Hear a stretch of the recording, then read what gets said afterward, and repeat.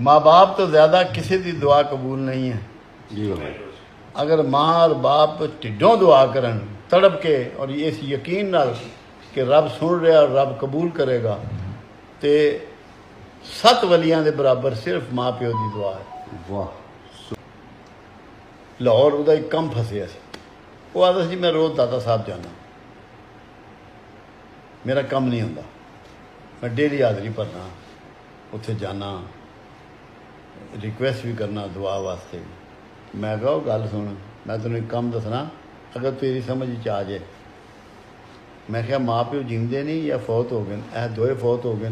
ਮੈਂ ਕਿਹਾ ਸੁਬਹ ਫਜਰ ਪੜ੍ਹ ਕੇ ਉਹਨਾਂ ਦੀ ਕਬਰ 'ਤੇ ਜਾਇਆ ਕਰ ਅਤੇ ਉਹਨਾਂ ਨੂੰ ਰਿਕੁਐਸਟ ਕਰ ਕਿ ਮੇਰੇ ਵਾਸਤੇ ਅੱਲਾ ਦੇ ਹਜ਼ੂਰ ਦੁਆ ਕਰੋ ਕਿ ਮੈਨੂੰ ਰੱਬ ਕਾਮਯਾਬੀ ਅਤਾ ਕਰੇ, ਜਾਂ ਜਿਹੜਾ ਮੇਰਾ ਗੋਲ ਹੈ ਜਾਂ ਜਿਹੜੀ ਮੇਰੀ ਆਰਜ਼ੂ ਹੈ ਅੱਲਾ ਪੂਰੀ ਕਰੇ।